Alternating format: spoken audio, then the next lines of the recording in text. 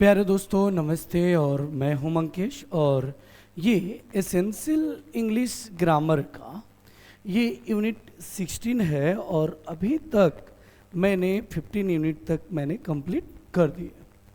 और आज का जो टॉपिक है बहुत ही बेहतरीन है। और अगर आप इंग्लिश वास्तव में बेहतरीन करना चाहते हैं तो रेमंड मर्फी की इंग्लिश ग्रामर बुक आपके लिए बेहद इम्पोर्टेंट हो सकता है, क्योंकि इसमें राइटिंग स्किल्स और स्पीकिंग स्किल्स के अलावे आप अपने आप में बहुत ज़्यादा इम्प्रूव पा सकते हैं, कर सकते हैं।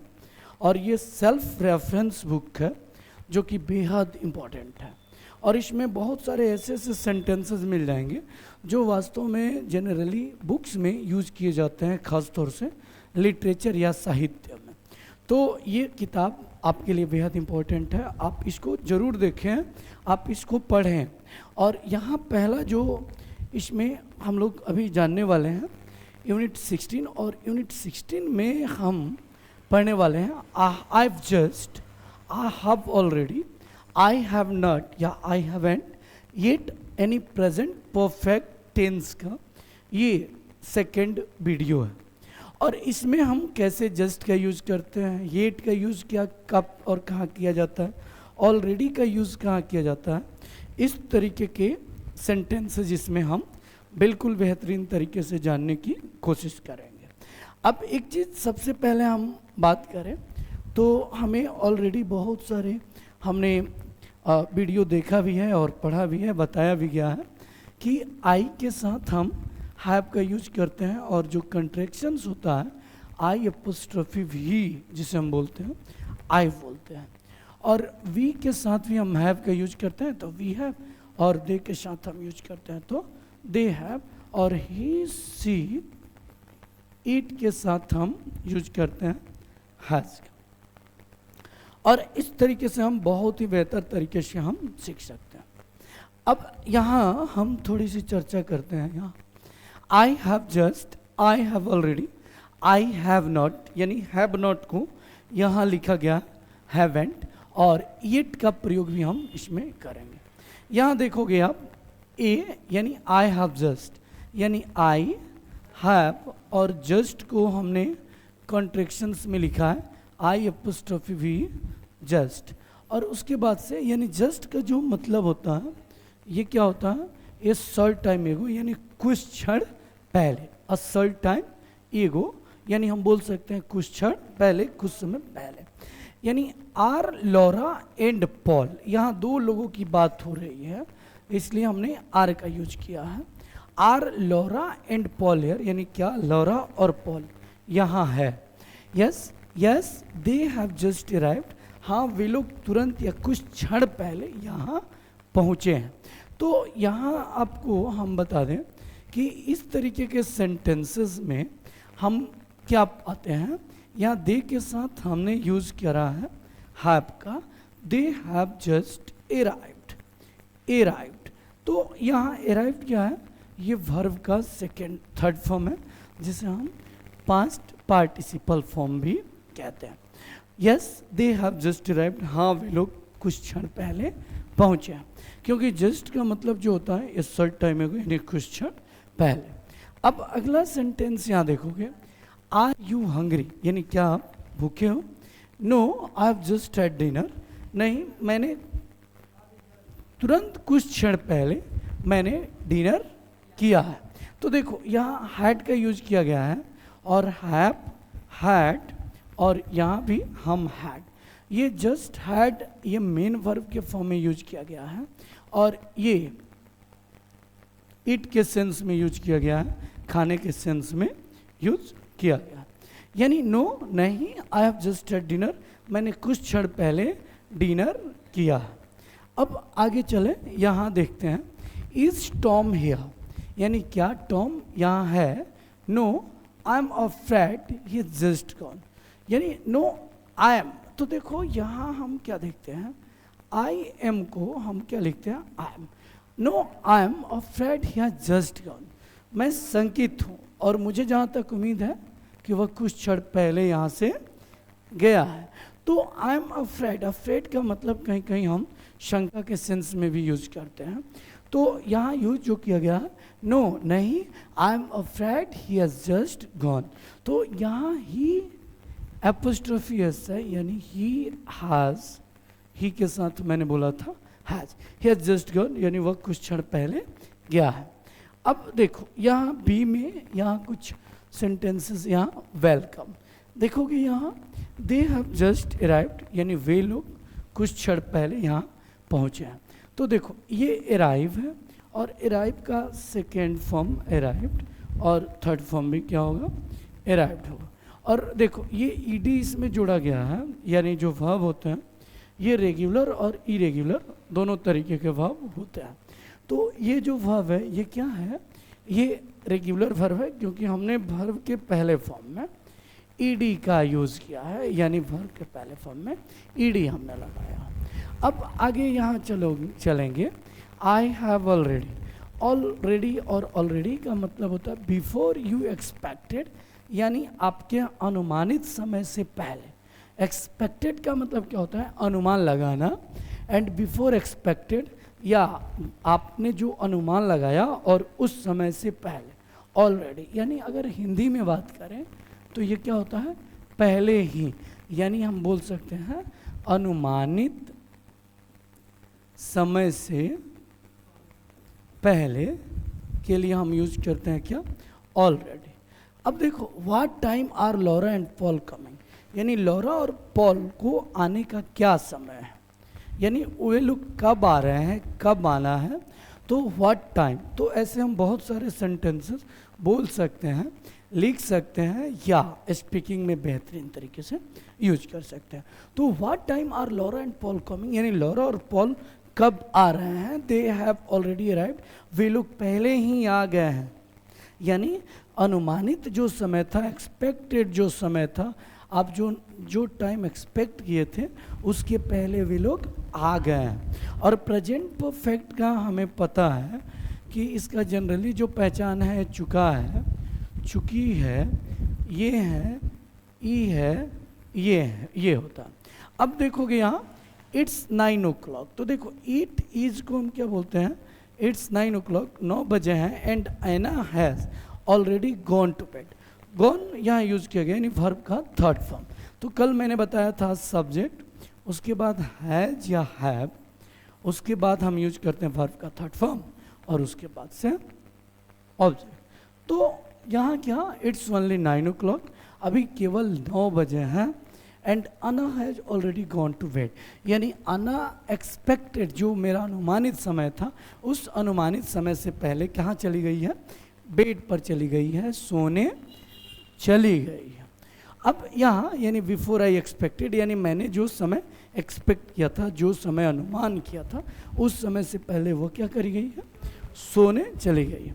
अगला देखोगे यहाँ, जॉन दिस इज एमा, जॉन ये एमा है, दिस इज एमा, यस आई नो मुझे पता है, वी हैव ऑलरेडी मेट। तो देखो ये मेट क्या है, वर्ब का थर्ड फॉर्म। और यहाँ देखोगे सब्जेक्ट, सब्जेक्ट के बाद हमने यूज किया है हैज़ का, हैव का, उसके बाद से ऑलरेडी का, और उसके बाद से हमने यूज किया है वर्ब का थर्ड फॉर्म, और उसके बाद से ऑब्जेक्ट। यानी प्रेजेंट परफेक्ट टेंस में हम जैसे यूज करते हैं, इसमें वर्ब का थर्ड फॉर्म यूज किया जाता है। तो यस आई नो मुझे पता है, वी हैव ऑलरेडी मेट, हम लोग पहले ही मिल चुके हैं, या पहले मिले हुए हैं आपके अनुमानित समय से। यस जॉन दिस इज एमा, ये एमा है, दिस इज एमा।